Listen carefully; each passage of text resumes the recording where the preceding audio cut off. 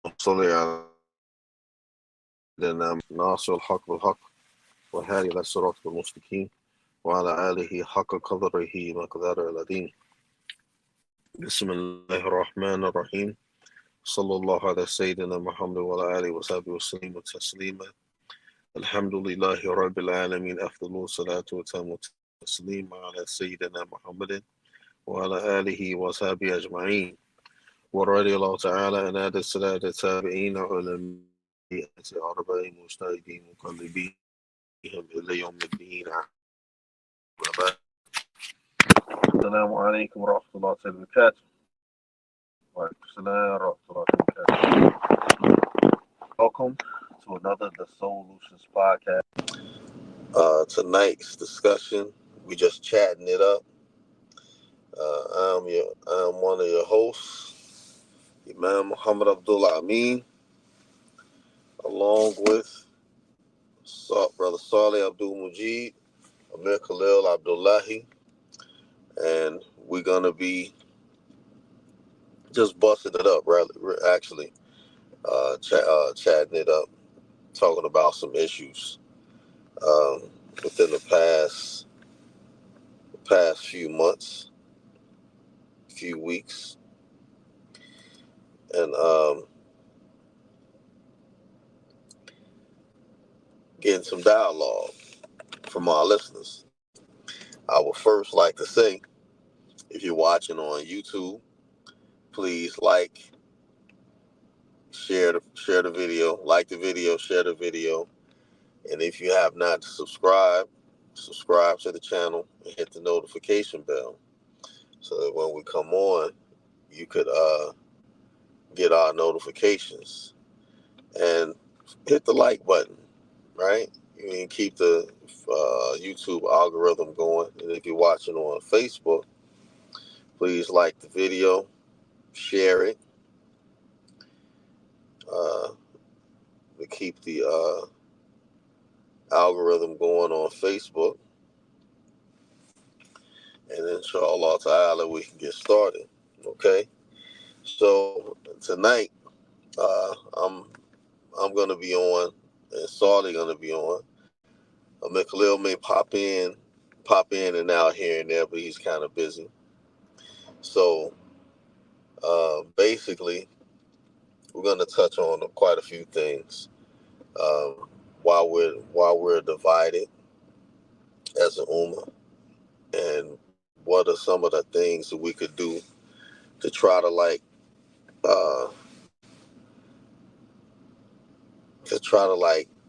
uh, move towards getting some unison, or getting some unity. It's not going to be totally utilitarian, but to where we can get to the point where we agree to disagree, and we focus on what's more important, which is brotherhood. Brotherhood is much more important than being correct or being incorrect. Brotherhood is more important. And if we could at least just get to that point.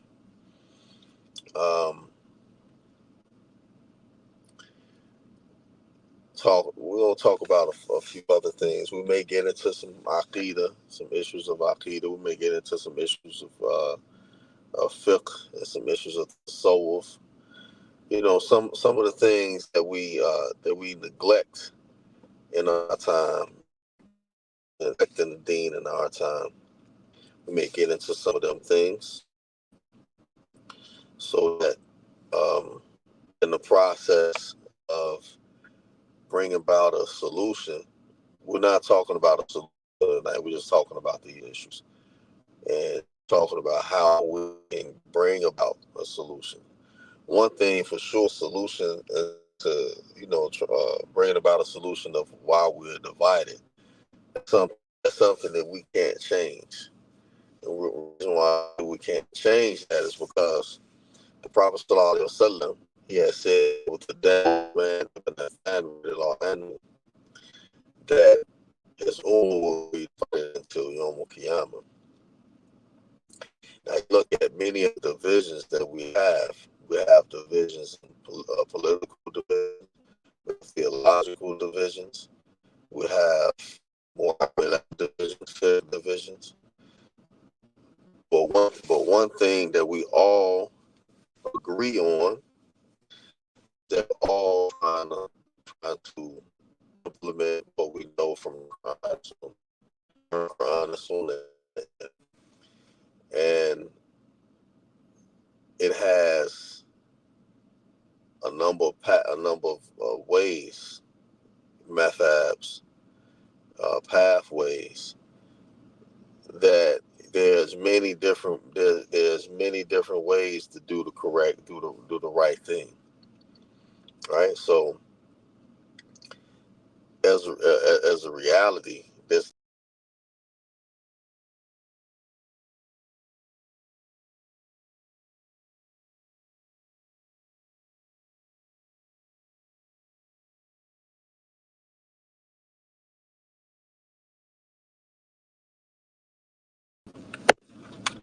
I don't know what just happened.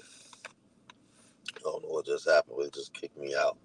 It's has been done. It did this before one time when I was giving a class. But what I was saying that in reality there really isn't a division in that regard, because all of us trying to reach the same goal. I wanted to touch on about how how we go about implementing tafweed, resorting and resigning the meaning of the sifat Allah, the meaning of the sifat to Allah subhanahu wa ta'ala. But also you have tafweed and tasawwuf as well, as it relates to certain matters.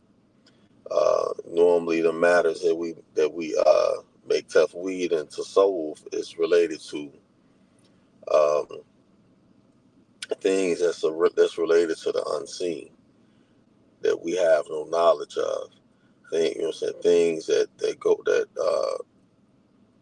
happen as a result of your muraqabah that you can't explain. Right? Not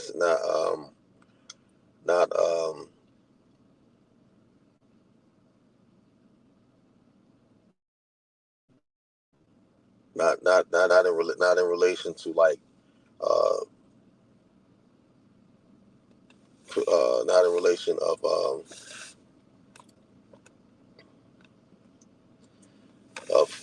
making more jizat, making miracles, doing miracles or whatever, but looking at things that take place as a miracle. Like, for example, you make dua and Allah subhanahu wa ta'ala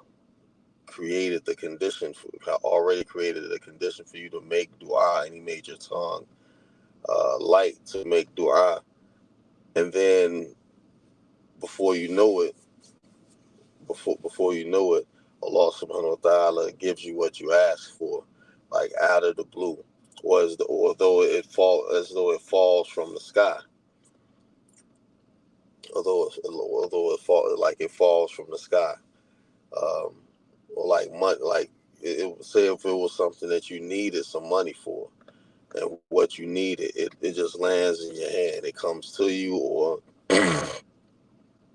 you run into it. It comes directly to it. What the thing with that is, that it was already decreed for you to get it. And just as it was decreed for you to make dua for it.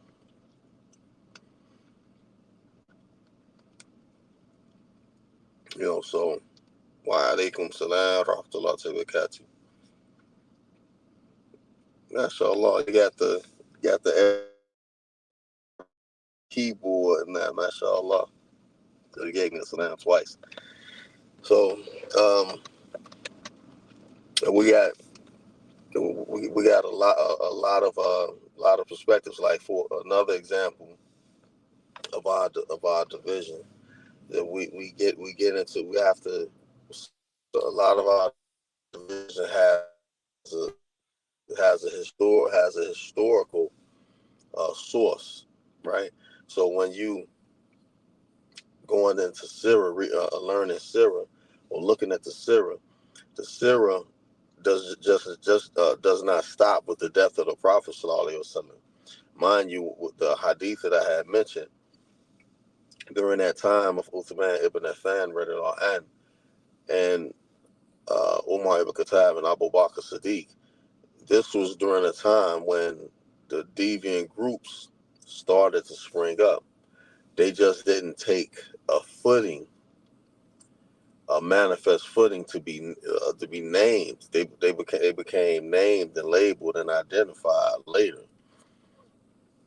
Even with the fitna of Muawiyah and Ali ibn Abi Talib, Qadamallahu wa alayhi salam, and Muawiyah radiallahu anh. This disagreement or difference of opinion, it stemmed from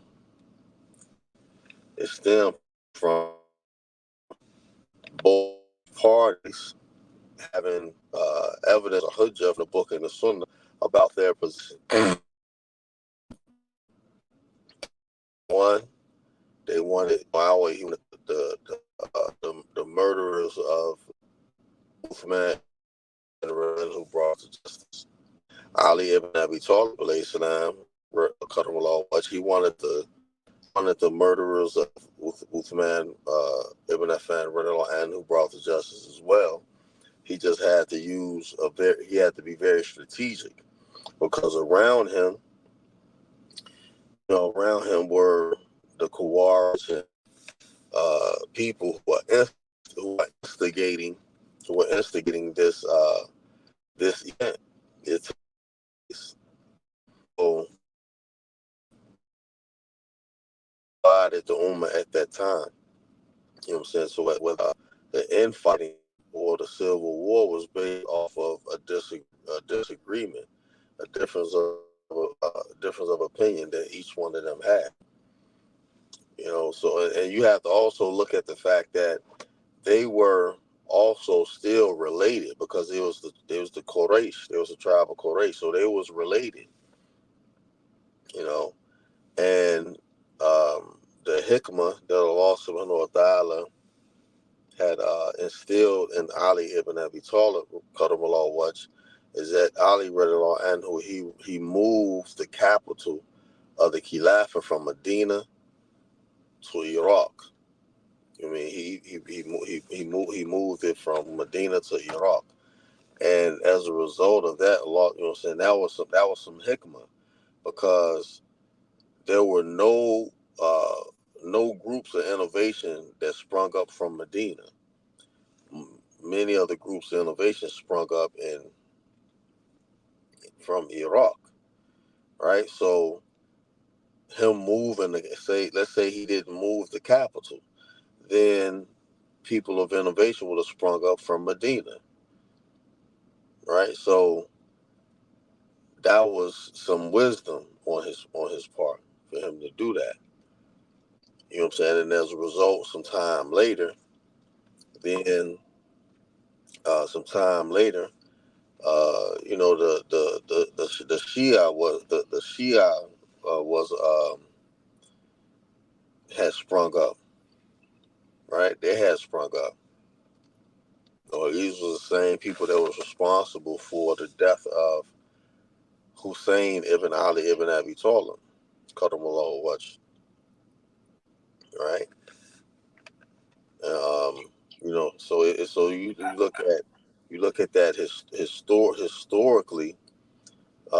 Even looking at it, looking at that historical source of some of the fitna that we're and division that we're experiencing in this time.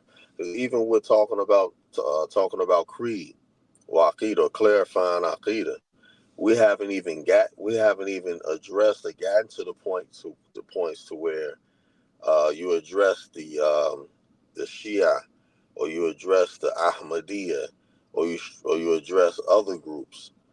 You know what I'm saying? Many of our discussions in regards to creed and aqidah is only about one issue. We haven't even gotten into any political issues that stemmed up from differences in creed. Right? But do you think we're going to be able to get to the political issues as long as that we're not tackling the minor ones yet? We're gonna get political issues. We're gonna eventually get to them, but it's not going to be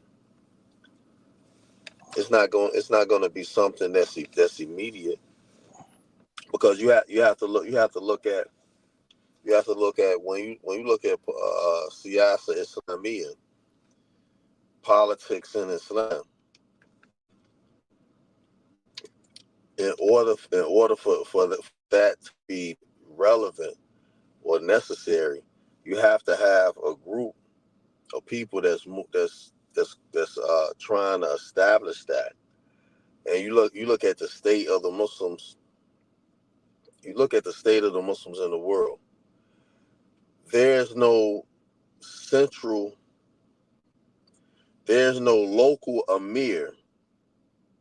No, there's no local Amir in this hemisphere. Meaning that Amir for America, Canada, Mexico, Central America, South America. There's no local Amir. There's also no governors, right? Or wazirs. You mean so so when you get into siyasa, you get into politics related to them issues. You know what I'm saying? We're not gonna get into it on that level, because we're not. We don't even have a. Is there a Sharia court in America, or Sharia council, a council or ulama, or council, a Sharia council or Sharia court? There's a Sharia court in every other country that has Muslims in it. There's a Sharia court in Ethiopia, Sharia court in Egypt, Sharia court in Sudan. There's a Sharia court everywhere except for America, and probably France and the UK, and uh, Be- in because Europe. the Muslims that came here, intentions wasn't to give dawah. I'm not saying everyone, but the mass majority of the Muslims that migrated here, it wasn't for the spreading of dawah. It's really for the financial benefits that America had to offer.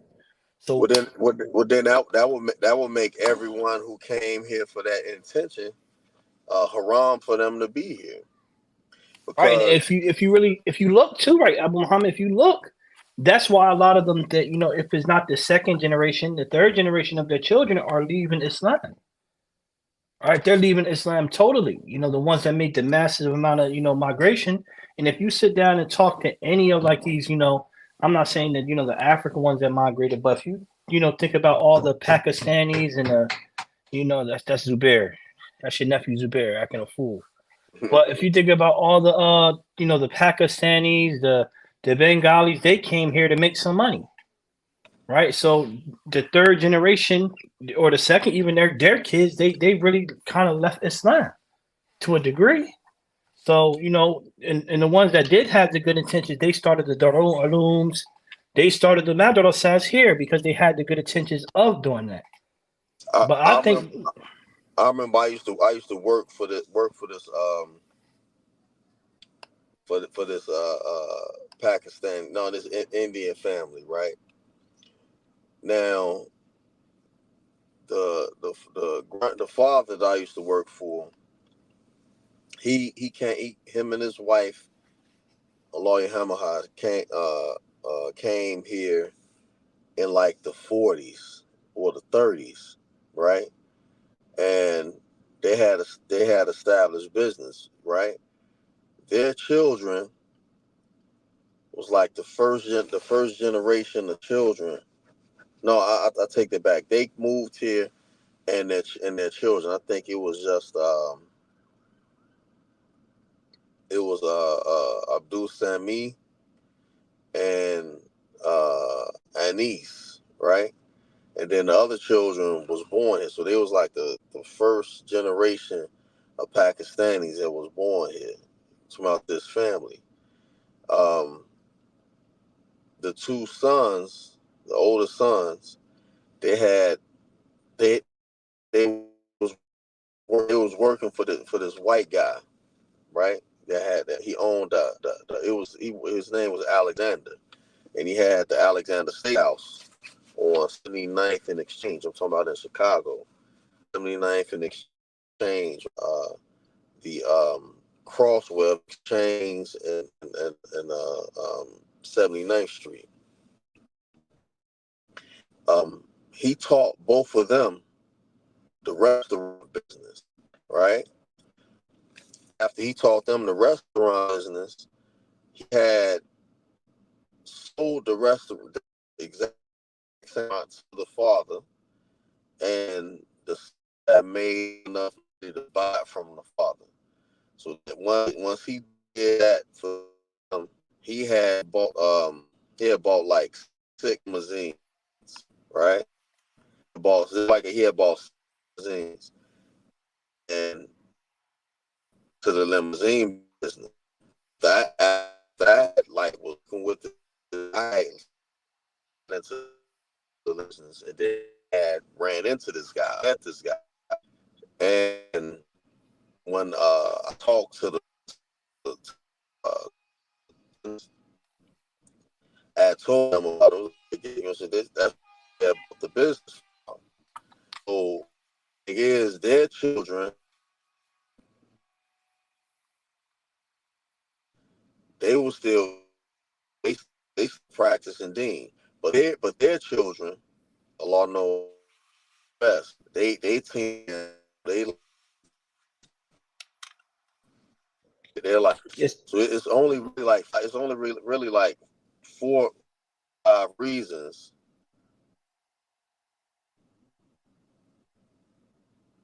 Your service went out. It's only like 4 to 5 reasons why. Can you hear me? Can you hear me? Yeah, to a degree. Did you see the question that email Khalil put up? Well, what's some of the deviant beliefs Americans besides Salafis? Oh man, see that now we gotta get on with these groups because you got the Ahmadiyas. There's some African Americans that have the Ahmadiyya. I used to have a discussion with a guy on our page uh, about the Ahmadiyya stuff. So you got some that are Shia, right? Uh, then you got the 5% the 5% more science and their groups, different groups of the more science temple of the Moorish Americans, the Moorish Americans, more science, and then you got the Nation of Islam, right? The NOI, so then you got like people, people that's they Ma'at Moors, and they got the crystals and the infinity stones.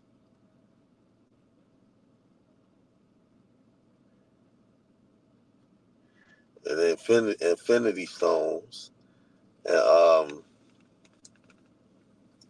all these different types of beliefs in numbers and And the Christians and the Jews. Let's be real. yeah, and the Christians and the Jews.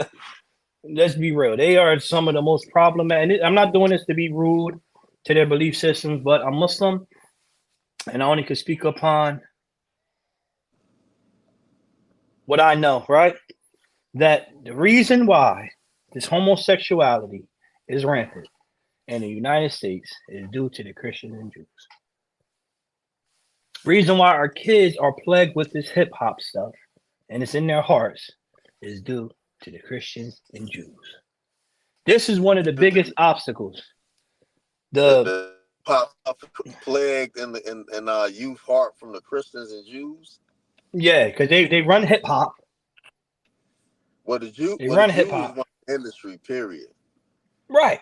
The Jews run the industry. They run Disney, so you see all this men kissing men, singing songs and holding hands.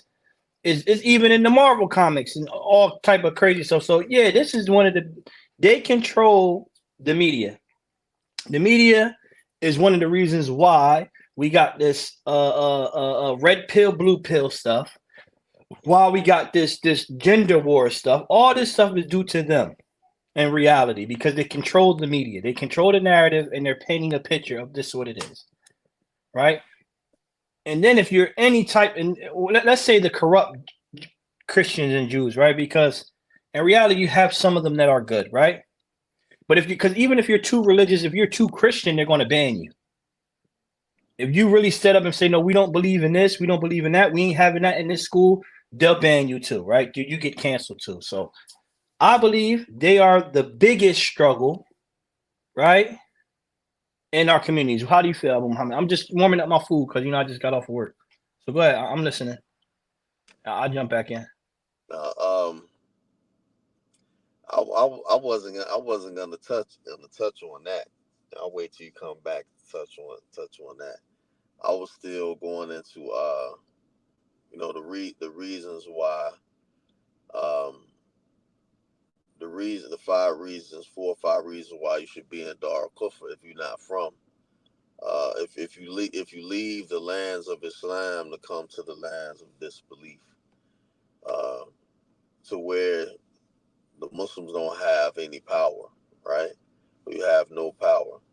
Um, One is for dawah, for the sake of giving dawah. Two, jihad fi sabilillah. Three, to obtain some type of medical medical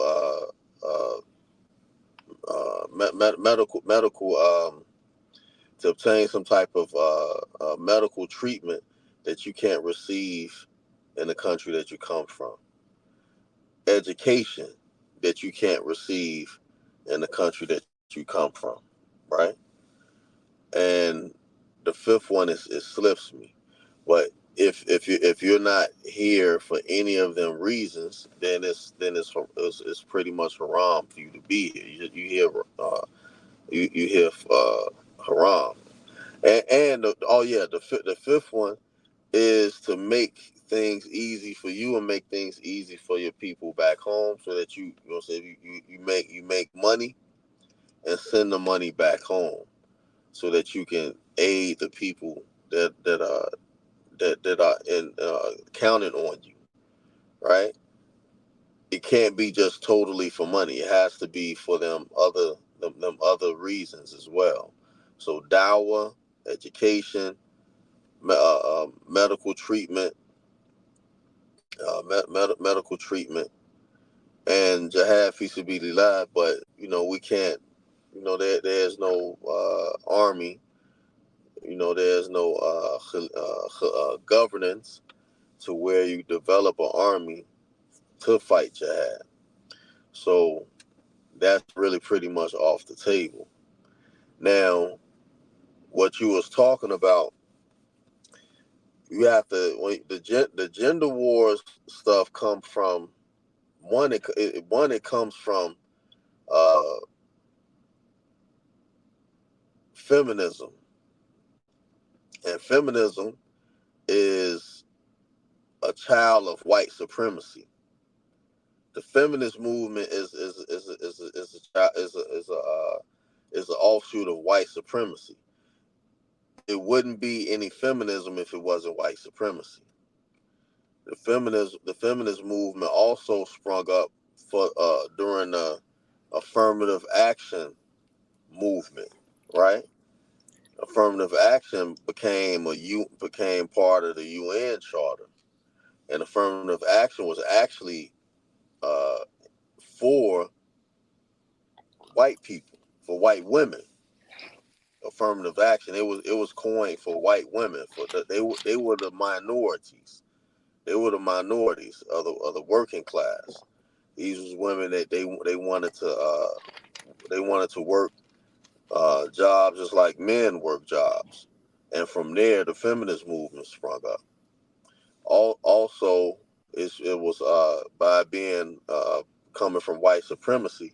It's also connected to the daughters of the Confederates, to where that sprung the source for the creation of the feminist movement. You know, but what about the you want to touch on some of the critique from yesterday too? I was Because gonna get into that. Yeah, but you you know, go, we tried to talk about it, but due to our circumstances of where we was at, we can talk on it. So you know, to ask the question, everybody who's watching, right? We're gonna jump back into that email, Khalil, because you trying to bombard us with a whole bunch of stuff. You throwing it in the air. You acting like collard greens right now. Chill, my man. Fall back. We got this. But for everybody who is watching, did anybody see it themselves? Did anybody see it themselves? If anything, put in the chat like, yeah, we seen it. Right. For one, we want to say if you've seen it or not. If you didn't see it, we're going to talk about it. Right. seeing what? The live. Oh, to my live yesterday. No, the email roundtable. See if they've seen it. But if so, basically, they had a brother on here on their show, such as the Imam roundtable. We know it consists of Imam Ameen, Imam Fahim, Imam Naeem. Right? I call them the Eamsters. Right? I call them the Eamsters, right? But they had on a brother that we spoke to probably 2 years ago. Me and Abdul Kabir, we spoke to this brother about dealing with Aqidah issues. I think it was dealing with Tafweed and Ta'wil, to be exact.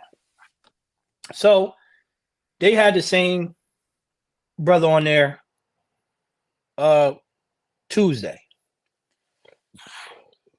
But basically they had the brother on there because the brother made a live himself, made some content saying that there are extreme Ash'aris, right? They basically saying they're the opposite side of the coin of Salafis, right? So he made a little joint up, got their thing on the side of the screen. He's there talking blah blah, talking some jive turkey stuff, mashallah. So Fahim invited him on there. They came on there. He got, he knew he was about to show up because he got a haircut. I mean, he used to have the slick back, like like the what's my boy name? That song, Why Do Fools, Frankie Lyman. He had the Frankie Lyman hairdo. Right? He used to come up there, Frankie Lyman hairdo, got the joint pushed to the back, and it got the slick back joint, like he was a 1965 R&B singer, right? And this is jokes because we're making content too, so I got to make jokes of it. So he prepares himself. He gets a haircut and he throwing. Remember back in the early 2000s when you had the ninja button-up shirt? Yeah, he had one of the ninja button-up shirts on too, right? So yeah, he come on there, haircut all done, got the ninja button-up shirt, right? You got the ninja button-up shirt, and now they talking. Boom. So they're talking about Aqidah, right? So my problem with it, right? All jokes aside, my problem with the live itself, that they didn't get to any point dealing with the brother, such as you didn't know his stance, right? And then on our end, with the agenda of still trying to take the Hanabila out of the equation, it was almost like he was trying to get him to say, so your belief is the Hanbalis, but your Salafis, it was kind of like that instead of coming up with You don't believe what Imam Ahmed ibn Hanbal rahimahullah ta'ala believes, right? So now, instead of controlling the narrative and teaching him, you allowed that man to get involved. He started asking questions, and it was something where it didn't get anywhere. But Imam Fahim, he brought his guns out and he was shooting. So I asked Imam Ameen, but did the Salafi do what they do? They boom, they bombard you with some more questions, and you get stuck. So what I told Abu Muhammad, I said one of the questions they should have asked him is his stance to find out what position he holds. So let's make this clear. I'm Ash'ari. You're Salafi. Okay, you're Salafi. What does Salafi believe? Okay, now, brother, do you believe that the Ash'ari and the Maturidi, are they Ahl Sunnah? There. That's the first question we should ask them. We should have came up with, okay, now we know where he at. Okay. So, boom. And you say you are a follower of Imam Ahmed ibn Hanbal. This is the second question. Okay. What do Imam Ahmed believe? Stand on that. Tell us the basis of what Imam Ahmed believe. Now we can have open dialogue. And the third didn't allow him to really speak. They allowed him to ask questions, but they didn't allow him to speak to get his point across, because it was like, no, you're wrong. I'm not saying this. I'm not. It became that instead of getting an understanding. So I feel as though it didn't get anywhere, right? And for the shit I mean, I think he did a live today, right? Abu Muhammad, if you're there, he did a live today. It was called Al Kaif, the how, right? Now, mind you, on our live, we spoke about where did this Tafweed al Kaif come from, right? So he made something called Al Kaif. And it was really such as to me personally, right? Because I have to criticize all of us, right? Because we are content creators. We got to understand what's going on. Me personally, I feel as though it was damage control. How do you feel, Abu Muhammad, about also the live he did today? No, so I think what the live that was did today was to make sure that everyone who are learning had been learning from him are learning. I mean, that they know how to convey, that they know how to address certain points and issues, to where they won't feel intimidated when engaging people like the brother that they had on the platform Tuesday. Now with him, he's not someone that's real staunch and important. He's not really founded on that stuff. It's others that's like real hardcore. But that, what I'm saying, the live that Imam Ameen did today, it was very necessary, and I'm quite sure everyone who watched it got some benefit from it, and it was needed. I mean, because you have to do you have to do review. You have to consistently review. I mean, so it was necessary. You know what I'm saying? It was important to some people. I had even got a text from a brother. I got a text from a brother. He had sent me. I guess this was his notes he had sent me, and I was like, "Mashallah." Um, and he had like one mistake on there, and I just corrected the mistake. Told him the correction of the mistake that he had made. It was like, "Mashallah, shukran." I mean, so the thing is that we all of us, we have to like revive things. You know what I'm saying? Not just convey it, but also know it. Like I mean, we have to know what we're talking about. You follow what I'm saying? And we have to be able to be approachable to people, so that we can be able to reach people. You know what I'm saying? So And it's like right now, from we haven't heard any type of content from the brother Bilal since he been on the Black Imam Roundtable. Normally he come out, he creates some content like right away. You follow what I'm saying? But he didn't create any content. I mean, and it's been 5 days or Cause 4 days. He's high. Huh? He's running off the Ameen high. He running off. They He running showed him the off. attention. Yeah, they showed him the attention he needs, so he's kind of happy. But you know, with you, I can agree to disagree, right? Because if we look at it, one, okay, good, alhamdulillah, you're grounding the Makita, but they've been learning these same texts, just like the Salafis aren't learned Kitabu Tawheed or Surah Thalatha for 3 years. But see, look, Some is going to get it, some ain't. That's how that's what it is, right? What normally happens when you go over a text repeatedly, consistently, over and over and over again? What happens? Some people get it, some people don't. As I said, everybody's not going to get it, right? But that's how his students are. What I'm saying is, from repetition, many people memorizes it, and many don't. Some people memorize it and understand it, and some people don't. Right, I'm agreeing with you. That's what I said. Some people are. That's what happens. But like I said, I think it was damage control. You know, Imam Khalil in your and the thing too, you can say how you feel. I believe it was damage control because even if you look at them comments, and people's like, yo, he's kind of making sense. That's what they say in the comments. Again, we use kalam to battle a person who belief is based upon proofs. How it can look that the Ash'aris, the Maturidis are full of gibberish. That's how it can look, right? That's how it can. I'm not saying that's how it look, but that's how it can look, especially if you're debating and it feels as though you're allowing someone to paint the picture of this. Now, some of the stuff they had Bilal talking, and Bilal was,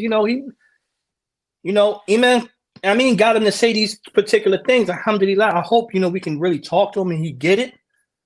But to a degree, he also was this. But like I said, it allowed people to be able to interpret whatever it was because we didn't come with the understanding. But what shut him up is when Sheikh Yahya, Abdul Karim Yahya came on there and said what Imam Nawawi rahimahullah ta'ala said. When that was said, he was like, do you agree? Yeah, I agree with that. Okay. It kind of shut, and that's when I said, when you fight someone with the tools that they used to, you can't go in there and say, okay, this is a karate. This is a karate match and start busting out backflips and start breakdancing. I'm trying to do karate, not dance.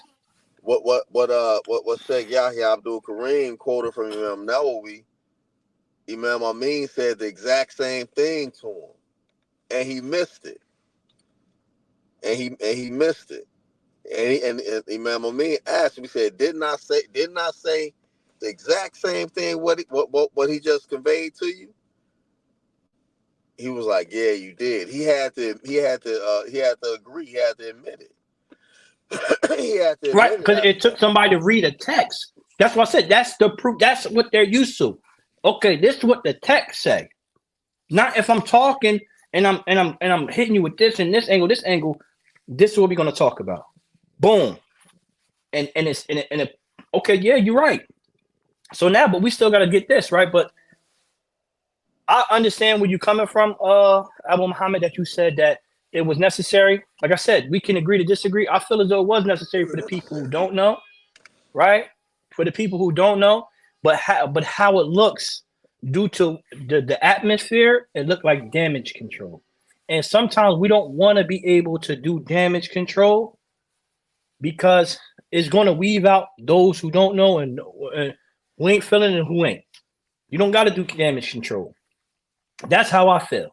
But I could be wrong, I just handle things a little bit different.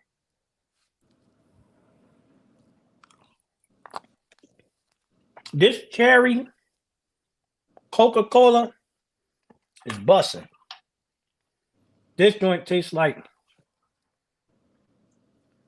a beautiful Monday morning with the birds chirping. The sun is out. It got that slight breeze and it's like 75. You can wear a short sleeve shirt. a short sleeve shirt and some jeans and you're good. That's how this soda tastes. Elaborate on damage control.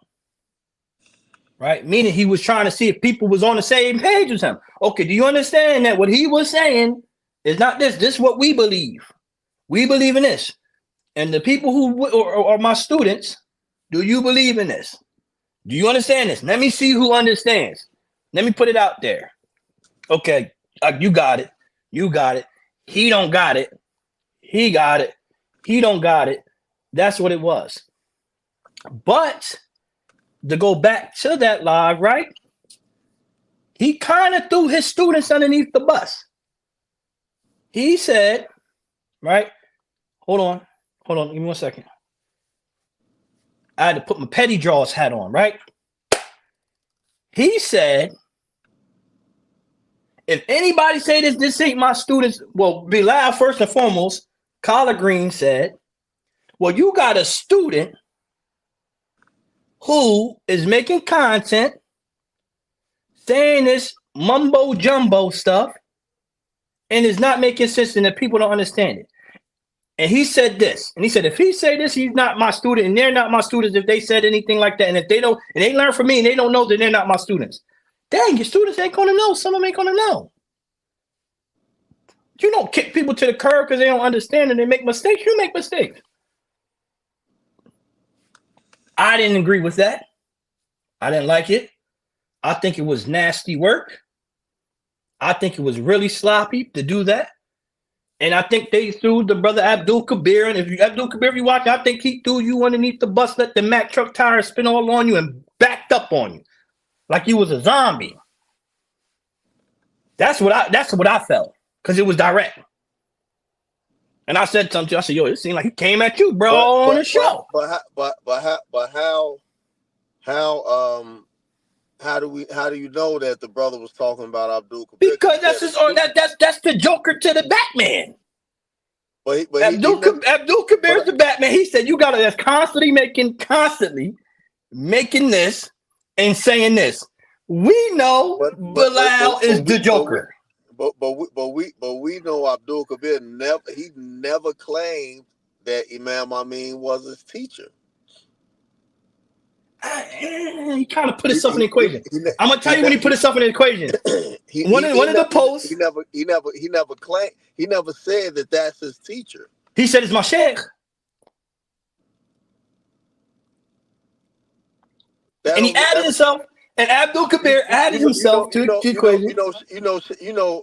I say many people is my shit. Man, listen. You playing devil's advocate.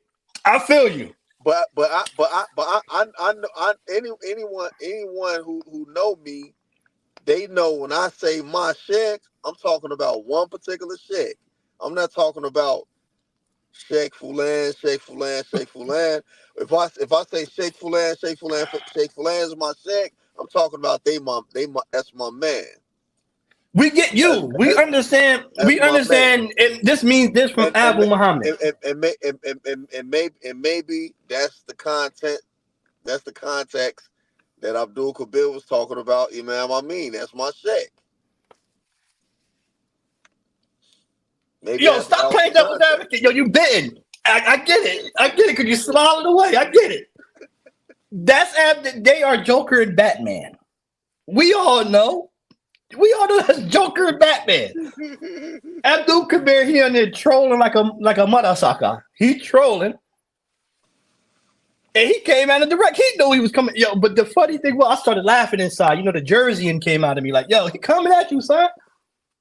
Because he did it live. He knew exactly when to take the shot. It was like, you know, whoever was watching hip hop, like when Jay-Z went on the Summer Jam screen, the Summer Jam joint went on the screen. When I was pushing weight back in 88, you was a ballerina. I got the pictures I seen you. Had the pictures of Prodigy doing ballerina stuff. He took the time to have a platform that's widespread and took a shot and made that dude say something out of pocket. Players make mistakes. But you got this conniving guy who probably keyboards is at the A's and the M's, right?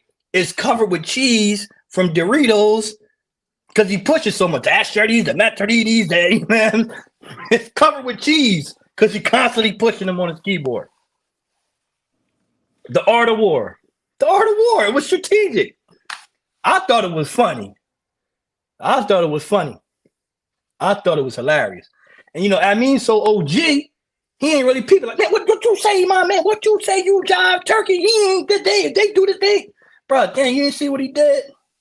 He made you jump out the window with no parachute. You know what I mean? So I thought it was funny. You know, the petty draws in me thought it was funny, but I had to bring the student and the teacher back, like, okay, it's not funny because it's real. And this man is making crazy statements.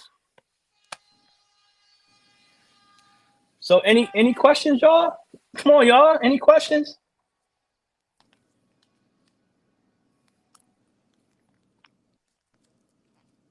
I'm like, look, you typing so much, you could have came on here. Come on here for 5 minutes, man. Talk your mind, brother.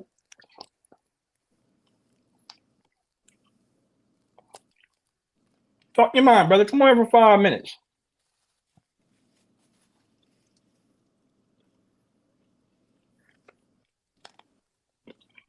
Now, Sarah said, I'm hungry. You dang right I'm hungry.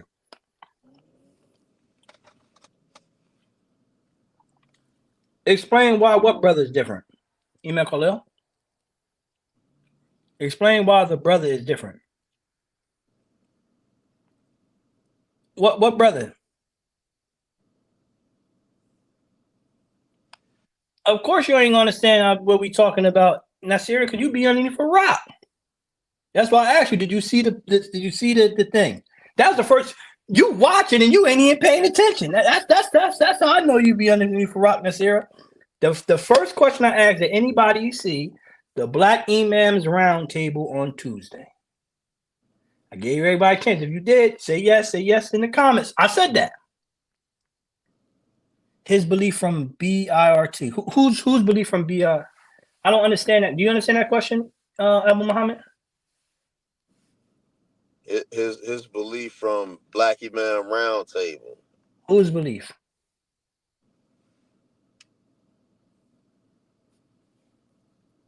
I don't get that, you know, Khalil. I'm lost. Bilal. Oh, what's Bilal's belief? He believed that Allah exists in a place and have human bodily parts.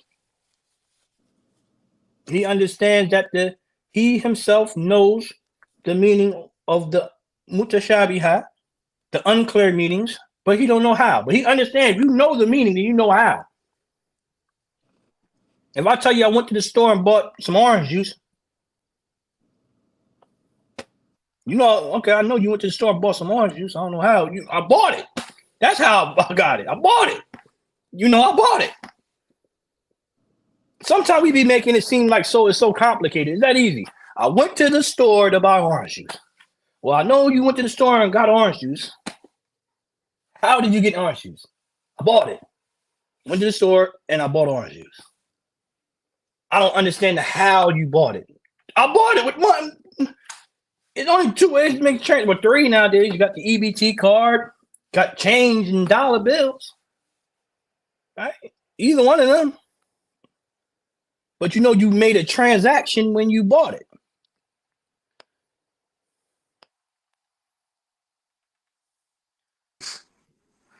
Yo, Assalamualaikum.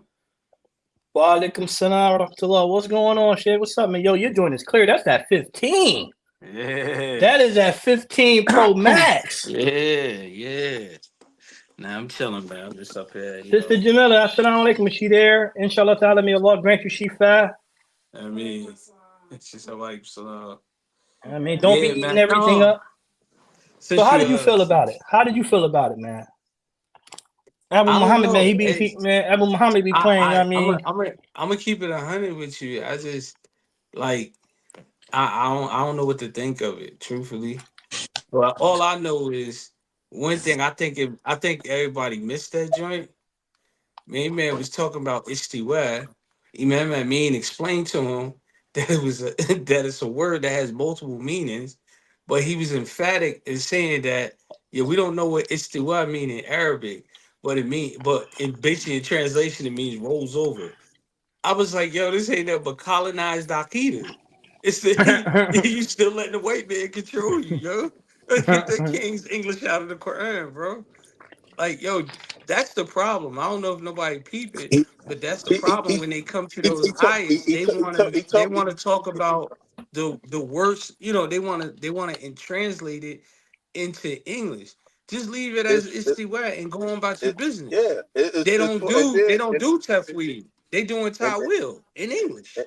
then you want to see tell you it's 14 different meanings for istiwa in the Arabic language, but you only translated to mean rose above. Why use that translation? Why don't translate one of the other befitting meanings of istiwa? Instead of translating it, just leave it as it is. Because they have to affirm a how, they can't leave it as it is. They have to affirm Yeah. a how for So Allah, so so they so what you can't saying? leave the What you saying is that when it comes to when it comes to these ayats in the Quran, right? For our everyday listeners, everybody don't listen to us and listen to the Black Man's Round Table, and everybody don't listen to Black Man's Round Table, listen to us. So what you saying is when it comes to those ayats, like about dealing with istiwa, right? And Surah Taha ayat 5, they're translating this word istiwa to mean rolls over, like yeah, attributing direction to Allah subhanahu wa ta'ala. This is basically what they're saying. And this way Imam Ameen has been going over, for damn near 4 years now. You know, and I don't necessarily, you know, have a big issue with it. The only issue that I really see to it is that they let's not emphasize into how we just on that one point to combat Salafis, because what you're creating is one crew versus the other crew, but there's 10 points or 6 points into Tahawi, and it's addressing every single deviant in there. But I digress. But when it comes to that ayat and Surah Taha, these cats are literally translated as, Allah made a movement up and over and just hovering, or because even if you look in Ibn Taymiyyah's Aqidah Hamawiyah, where that's where a lot of them get some of their belief from. He says, I don't know if Allah is bigger than the Arsh, or is he, the Arsh is smaller or anything like this. This is right here is tantamount to kufr right here. All right? That's real close, because you're attributing human qualities to Allah subhanahu wa ta'ala. So that was, that in itself is a perversion. So that was the problem.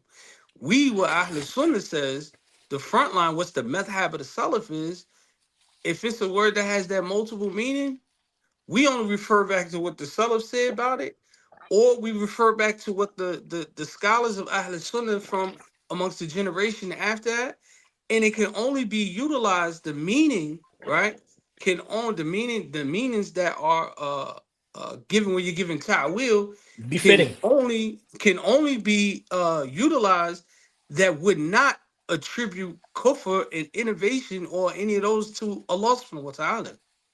So you It have to would be negate. put It to would negate. It would negate kufr. It negates exactly, kufr. exactly. But rolls over does not negate that. It actually attributes to disbelief or even Right. innovation at minimum, right? So why do they constantly say that? That is the thing that where you're seeing that's where the belief of the Wahhabis they disassociate themselves off the path of Ahlus Sunnah wal Jama'ah, because they give interpretation that Allah Ta'ala is have body, and how they try to clean it up secretly is they say in a manner that is befitting of Allah. See, I have a hand. Allah has a hand, but Allah only Allah has a hand that He knows, but He still has a hand. But then that goes back to what I said, yeah, that yeah. if you said That, you that, have the belief of Imam Ahmed said, if you say that Allah has a hand, but it's not like our hand, he's clear as day said it, just like that. If Yeah, you attribute a body part to Allah and say his body part is not like our body part, it's kufr. So once you do that, still it's kufr. So that's why I don't get when you say I have the belief of Imam Ahmed. Where Imam Ahmed didn't say that. Yeah, I just think I think the said, fact of I think like the I fact that said, he was being trying to be so technical that part should have got chopped into slices and little slices. Like some of the stuff he was secretly saying, because you know, if you watch him and Kabir, like you said, you're right. That's a good analogy. Kabir is Batman, and this the slickhead boy, the brother Bilal, is the Joker. You know what I'm saying? And they go back and forth all day. You know, I mean, he was dealing with kitty hands. He's being nice to him that day. And he lets him slip. You know, he slipped by. I ain't gonna say I mean let him slip, because he really didn't say all of that on there. He just made it clean. And in their defense, I believe because main man, they don't really watch his content. You see what I'm saying? He took it as an opportunity because they, you know, and this is what happens because of the way that the round table, you know, do things sometimes. It seems like it's Sunni on Sunni beef. Like, yo, you don't believe me? You know what I'm saying? The Aqidah, the creed of Ahl Sunnah is only Ashri Maturidi, and then it heats up. And be like, okay, and the Fudul Hanabila, right?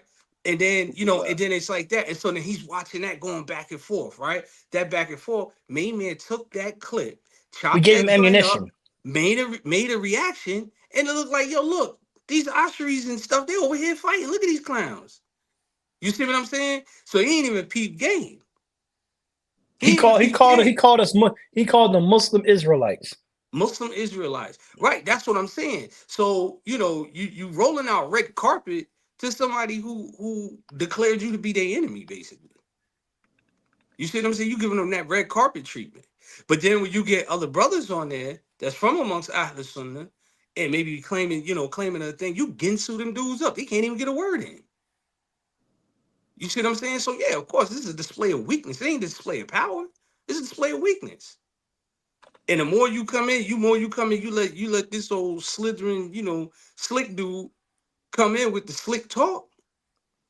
And you know, your brothers who's from amongst Ahl Sunnah, it's almost like you trying to chop them up and show them out. Then of course this dude makes a reaction and eat, you know, and he eats off the joint. Don't make sense. So, you know, that is what it is. That's just an honest critique. And it's not anything personal, nothing like that. Yeah, I'm it's not nothing throwing no personal with shade or everybody. taking no Yeah. shot at nobody, but it is what it is. Well, Because I watch this content. Fahim, he lists one thing you got to give, bro, Fahim, that he sat and listened first. Yeah. He listened. Yeah. Now, what about this? And he kind of had him against the ropes. But, you know, his training got him out the ropes.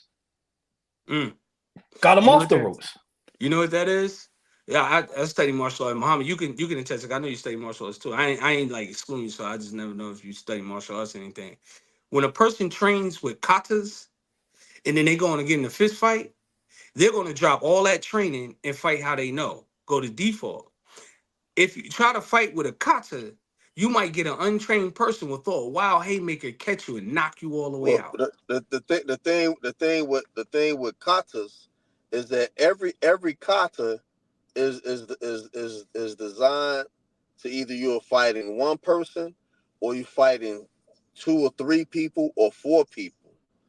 They're not many katas to where you're fighting one person, except for you're doing a series of techniques. Like for example, the movie with Michael J. White, he was actually shadow boxing, but he was doing some techniques, and he was in a MMA gym, right? And the main fighter, he was beating up all of his sparring partners, so he didn't have anyone that would spar with him. And the person who owned the gym, he was like the partner to Michael J. White. So they was like, well, who is this Bruce Leroy? Michael J. White. He was shadow boxing. So he was like, why don't you spar with him? He said, I'll spar with you. And the same kata that he was doing, shadow boxing, doing his kata, he did that same kata on him. You know what I'm saying? In the ring, he knocked them out, and he knocked them out. So that's what was who got knocked out? Michael J. no, White. Michael J. White knocked the dude out with that same kata. Yeah, Every but move, it what was I'm like saying is it looked choreographed. no, but what I'm saying is with all of those katas that usually the practitioner, you know what I'm saying? What's the name? Sheikh Ameen, he's a sensei, right? But what I'm saying is, main man threw a wild overhand and nipped him on the chin. And you like, damn, how the hell he hit the sensei with that? You said that's my analogy, because your technique, you have to mold it, adapt to the opponent that you're dealing with. You see what I'm saying? So had they known what this dude was talking before he came through, I wouldn't have been asking him what's the creed of Imam Ahmed. I'd have been like, dude, what do you believe? And we'd have just got it in like that. Sometimes to try to, stick with the tradition, Exactly. which is a method of training, but you're not stepping outside and adjusting and adapting. Like what Bruce Lee say, be water. No, not be water. Be What water. is be water, Be right? water. You know, Be water. that's what I'm saying. That's what I'm saying. You kind of like gave him a back door. Like, yo, you agree with Imam? No, yeah. But next week he'll probably get on there and still talking about, arm, leg, arm, and head. You see what I'm saying? So that's what I'm saying. You know, but then, somebody come there and be like, hey, I have the son of three madhabs, he Ginsu him up. Like, you ain't got no Senate. I got the whole Senate. I got the books to show you and blah, blah. Meanwhile, you let this cornball slide. You see what I'm saying? Yeah, so that's what I'm saying. It's just, that was that little slip. That was that little slip. That's all. Oh, and he knew exactly. Wallahi, bro, he knew his enemy. That's why I say he won. Really, he really won. People could say he didn't win. He knew his enemy. No, when you say it, Ron, let's clarify it. He didn't win with regards to truth. He won with strategy. No, he won the argument. I'm just saying he won the His argument. strategy, yeah, his strategy. He won the His argument. strategy We didn't. As I said earlier, we didn't come to an understanding.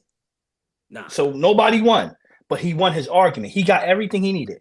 When Sheikh Abdul Karim Yahya came on, what did he do? Mm-hmm. He brown nosed them. Oh, your beautiful face, man. He rubbed their ego. Mm-hmm. He knew these brothers right here, they're arrogant. Let me rub this. Hey, look at your face. I ain't, you the man. Nah, you the man. Nah, you the man. He hit him with that. Right? It's the oldest trick in the book. He hit him with that old slimy, I'm about to rob you type dude. Yeah, I mean, I love you, B. I love you. There's 20 bricks in there right now. He got him. I'm sitting there watching like, yo. And I'm in the comments, like, I'm giving it to him in the comments, like, yo, Fahim was watching. Ameen was too stuck on, I'm right. You didn't hear me. Just repeat after me. Hear me. Listen to me. Okay, I'm going to listen to you. You said Yed? Oh, Yed. Wedge. Is it firm, Yed? You said it, right? I'm going to say it like you. Yeah, we got somewhere. No, we didn't. The bull was sharp.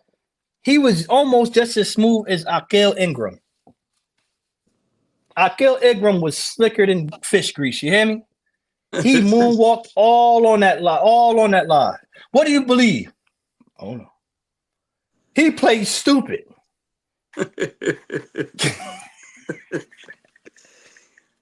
And I'm like, yo, then like I said, the same thing. They do damage control because when they didn't get him, what did they do? They made another one the next day. Mm-hmm. To make sure people get what they're saying, because these brothers, they don't know how to fight these new brothers. See, they know how to fight the Abu Muslims. That's direct. The old school. You a kafir.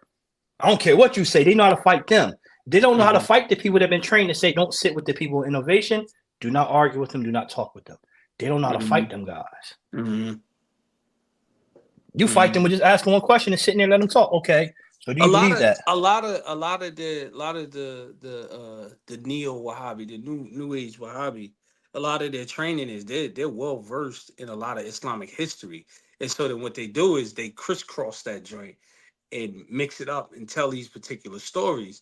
And now you spend, so what happens is you're distracted instead of you getting right to the issue. The issue is, what are you saying about Allah subhanahu wa ta'ala?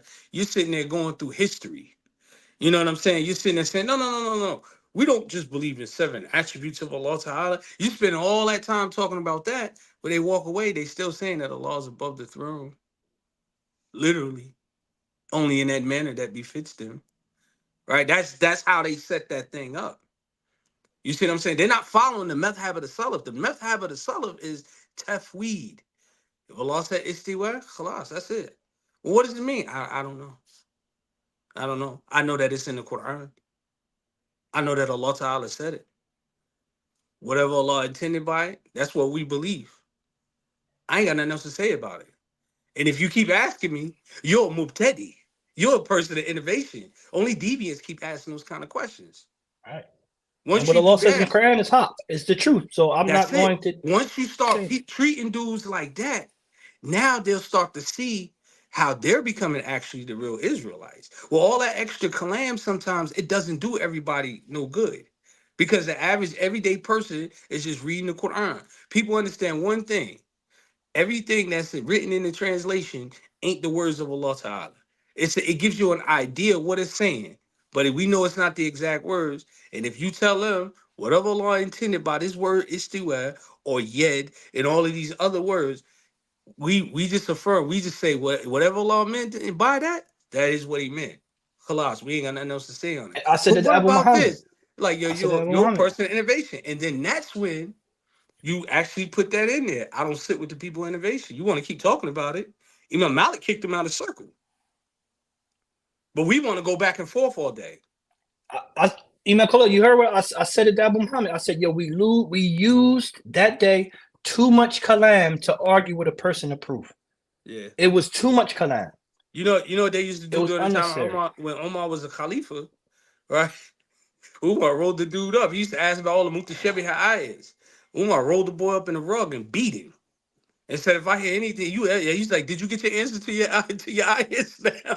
he said, yes, I'm in the mu'mineen. He said, if I ever hear you ask about these again, I'll give you the same hukum. They said, as long as Umar was alive, that dude never asked another question.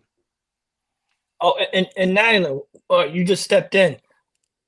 He didn't win, as Imam Khalil said, in truth, right? We didn't get to an understanding, but he won his argument because we didn't combat his argument. He did everything he was supposed to do to cause doubt. I'm going to say it again. He did everything he needed to do to cause doubt, and this is why we had, well, I say we because we're Ahl Sunnah, because I am on Ameen's side. He did everything he had to do to cause friction for us to go back and say, yo, who's with us? Do you understand? Don't listen to what he said. That's facts. That's facts. Do you get what I'm saying? They should have called Batman in for the Joker. Huh? They should have called Batman in for the Joker. Yeah, they should have called. And now that's his name. And we're saying that Abdul Kabir is the Batman to his Joker. Yeah. Right? Yeah. Just so you know, just to give you understanding. Should have called Batman. Collard greens. Commissioner Gordon's always shooting up the bat signal. He should have shot. Yeah, we're talking about collard greens. Collard greens. No, I call them collard greens. He don't deserve to be official food. He's just that person. But yo, hold up. I like. What's the pimp? I like kale and mustard. So I don't like collard. Yo, you ever peep though when dudes start they get real saucy and they start getting hot? They always start talking about how nobody's qualified to talk about it. Then why don't everybody just follow the madhab of the Salaf and just shut up? Dudes that have a whole discourse, discredit, go through all of this and then start discrediting. Well, people don't have knowledge and they shouldn't be speaking on it. People are making, live videos talking about this. Then all y'all just need to be quiet then. let's just follow the way Imam Malik. Look, we ain't gonna talk about it no more. Get about this circle. There's no need. You understand what I'm saying? So that's my approach towards the issue. When you teach in a class, of course you go in, and that's a lot of times. Oftentimes that's what the imam is doing. Sometimes he's creating a battleground because the brother did kind of like call that job. He's like, yo, you go ahead, look at his whole playlist. Like he was strategic. It was a He was smooth. strategic. And, That man, was a listen, when smooth. he rubbed, he had Abdul Kareem smiling from ear to ear. Look at your face. You just so handsome. Stop it. No, I'm Yo, not. that's I wild. was like, I was done. That I was was wild. done. That was wild. That was crazy. That That was was so wild. pause worthy. It was crazy. Abdul Kabir said he's definitely the Hawk. He ain't Batman. So who's the Hawk? Who's the Hawk villain then? Hulk ain't really have no nemesis. Hulk's problem was himself. I would change that. Abdul Kabir. The Hulk, his nuts was his greatest enemy. All right? He didn't have a real true enemy. He didn't have no real nemesis. Hey, Joker was the nemesis to Batman. Remember in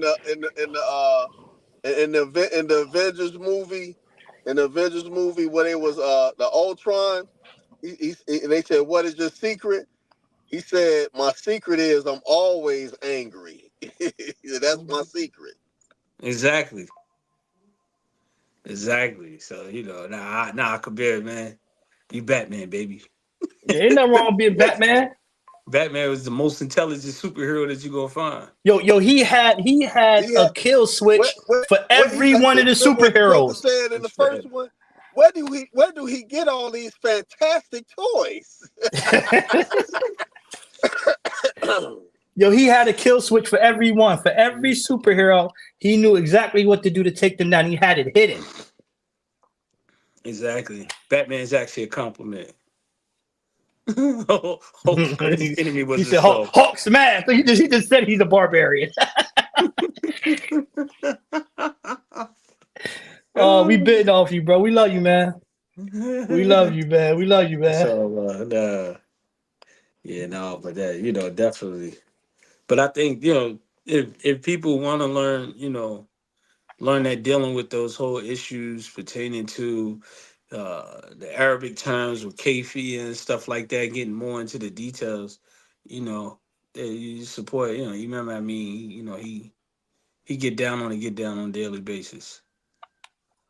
Me, we get down in class, but if you come at me talking that deviant stuff, that's just how I'm gonna treat you. I want to get to that level. I want to get to that level of Umar, but I ain't got that much bail money. I ain't got time to be fighting cases. Just start You beating ain't got time dudes. for my cases. Yeah, I ain't got time to fighting cases right now. Just start beating dudes. What was it? Me and you, that was me and Muhammad. Me and Muhammad, we was in Lowe's. Remember that axe handle? You know what I'm saying? That axe handle, I love to roll somebody up with some tart. Oh yeah. And just beat him with the axe handle. I ain't got time for all that. Just roll the Yeah, dude up. yeah. So the more peaceful resolution is go to the Blackie man's round table. Just beat him with the axe handle. Just beat him with the axe handle. All right? Not to kill him, Just to tap make him. him Just tap him a little bit. give him the answers to his wonders about those eyes that are with the Chevy. Oh, but Abdul Kabir, can you reach? Oh, you said he don't even talk to you no more, man. He got a record deal now. He definitely gonna act bougie to you. He about to go buy a bus down and everything. Man, what you talking about, Abdul Kabir, son? I ain't got no money. He about to really act bougie to you now, bro. Oh man. That's facts. He got a deal with Colombia. Oh Right man. on, he definitely gonna be acting state. But not for nothing though. How do y'all feel about that though? With all of the back and forth with regards to the calam. Because what is the overall objective? Because I know we always mention about all the black community is. What is the objective of the Black Muslim community? Our Because objective. What should it be? if it's just about having the correct aqidah, it's available. It's not widespread. It's available though. If people want to learn it, they go seek out the knowledge. What's the true objective, though? You know what I'm saying? That's a hard question. The true objective should be creating unity and families, because that's something we lack in we really lack family. If we and our evidential proof is that this is as clear as day. It's a statistic that this is why young black men join gangs, because of the lack of family. Yeah. This is proven. So we need to build families. We need to learn how to be. Forget learning how to be a man. Just learn how to be a family. Learn how to be there for somebody when you need. Even with that depends. That depends on the time and era. Because during my time, well, nobody joining no gangs because of family. I mean, joining no gangs because there was no father. Gave them that source of family. And the crazy part is that we got the Sharia, and the Sharia is divine, right? We don't respect Jamaats. But dudes who respect gangs, there's certain territories you wouldn't walk in. You ain't just coming through all willy-nilly like it's sweet. But in Islam, we just come through, say any daggone thing, come in just dissing people, come in, try to change their whole, community, change the direction of the Qibla, insult their leaders and everything else. Just come in like it's sweet. But when, with Kafirs, we respect everything about them. Dudes take their kufis off, women take their kimars and niqabs off when they go into buildings and things of that nature. But with other Muslims, we ain't got no respect. We don't know no boundaries. There's nothing that's sacred. You know what I'm saying? We'll slander each other with no problem. Like, what's the real objective of the black community? I mean, I know, Arjun might have a direction, which direction we trying to go. It ain't no secret. 10-point Medina program. Everything that you need is right in there, right? But as far as at large, everybody we speak on behalf of black people, most black people ain't even paying attention to us. We're not popular enough. Even if we was popular, unless we talking that, that sweet feel good type of Islam. After once the high is over, what does everybody do? Go back to what they was doing. You see what I'm saying? What's the real objective? I really like to know that. Everybody always claim to be speaking on behalf. And what they're doing is, excuse me, when they start, this is my personal opinion. When you use the word black, African American, New African, all of those things before you give your speech, you're targeting a certain group of people, and it's not the entire black community.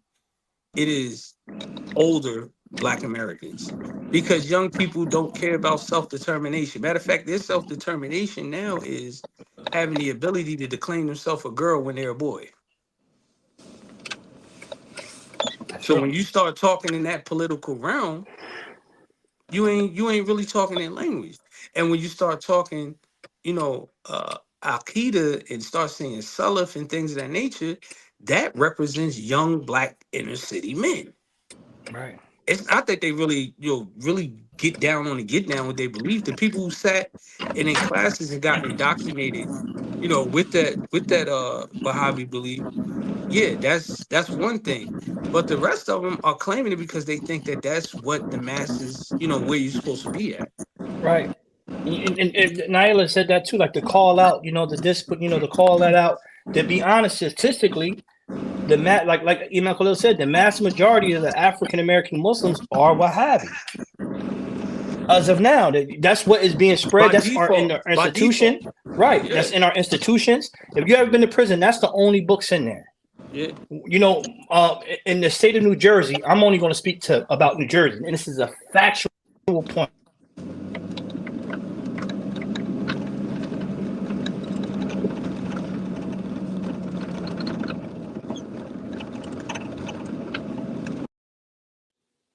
Can y'all hear me?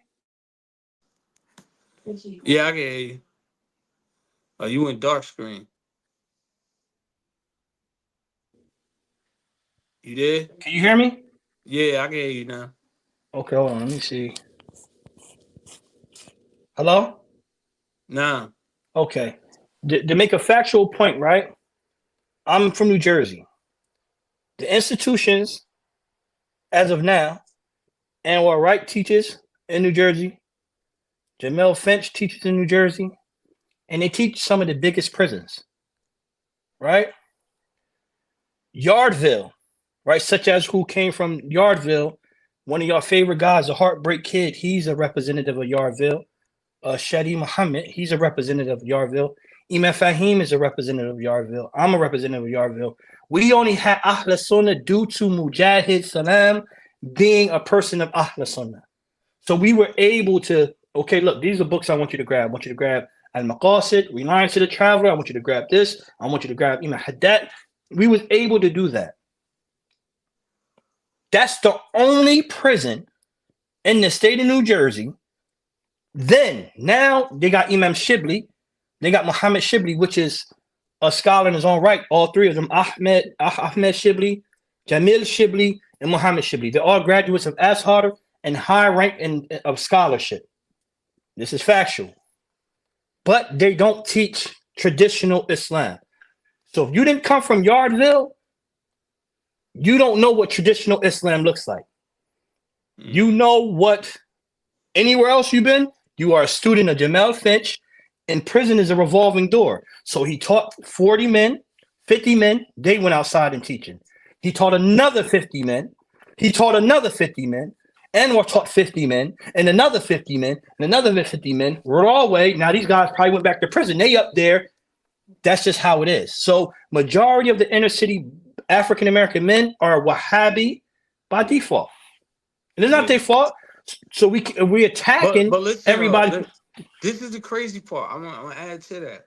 Another thing that I peeped about them is that they quote a lot of ayat and hadith. Most Sunnis, like, man, I ain't got time for hadith a week, and this, that, and the third. They don't show that same reverence. Remember, I don't care how you criticize, which way you chop it up and get into it, bro. Our deen is based on revelation, Quran, and the Sunnah of the Messenger of Allah sallallahu.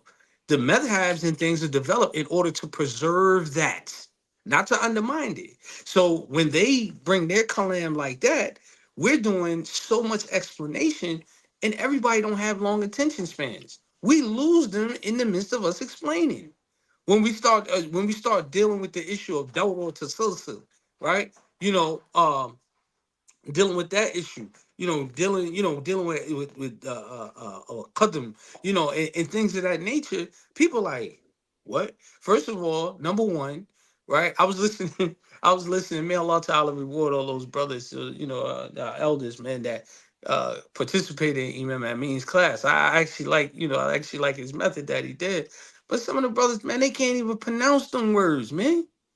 They can't even pronounce them words. Like, they having a hard time, and they doing the best they can. But you got to learn a brand new vocabulary on top of that. And then the only thing that overshadows their mind is you don't really understand what's going on. Bro, it's development. You know what I'm saying? It's a development. I'm not knocking it. But at the same time, it's like, yo, this thing might take a lifetime. The Shay who says this, and I forgot which book right now I'm about to quote. But if you were to learn every intricate detail with regards to kalam, because that's what this issue will fall under, kalam, for you to dedicate you'll be spending your entire lifetime. You grab and go. We know that Allah is what? Khalaf lil hawadith. He's different from his creation. And he's Mawjood. He's Mawjood. It's really, it's only 10 points of Aqidah in any Aqidah book. If you really go just the basic Aqidah, I'm not talking about, what we believe in whole. But the basic of that, of knowing Allah, is really like 10 points that every scholar makes in a book. He's everlasting. He exists. It's 10 points, and then they go into everything else. We believe about the prophets. We believe about the hereafter. And then we get into everything else. Right. It's not a big thing. It's not, okay, we have to learn these 20 things. I'm not going against, the fundamental, but just think about if we taught people that. It's 20, we got to go this, what is necessary, what's unnecessary, what's this, what's that, what's this, what's this, what's this. No, we believe in this. We believe Allah is this, blah, blah, blah, blah, blah, blah, blah, blah, blah. And let's go. Right. And believe it with certainty. If you don't believe it with certainty, then I'm sorry to tell you. That's it. Right. Nah. Yeah, definitely. I agree, man. It's like, as far as the influence and building, yeah, we gotta work together. But the only thing, it just seemed like the Sunni community, only thing we do is fight. Because the first thing that'll happen, right? I myself as a Maliki, right? I don't do Maulid. Some of my so-called friends was like, oh, you on that Salafi Maliki stuff. Bro, respect my position. I don't pray Qubd either. I don't fold my hands across my chest. Respect that. But we start arguing about that. Then we turn around and argue. That's why your man, the Joker, he made that reaction and got the reaction that he did. You know what I'm saying? But most people that's so dedicated, they believe that if they leave their particular position, then basically they just like left Islam altogether, like there's no wisdom in it. You know what I mean? But like I said, it's hard, and I don't want to get down with any type of coalition whatsoever with any leader. Right at the end of the day, we're gonna start that whole chitlin circuit, that tap dancing. Where we start bucking shots at each other, and this person is that person, and this person is that, and I watched the early Salafis go through that in the 90s. They was all together on United Front. Next thing that happened, they start going at each other, and then you got what you got today.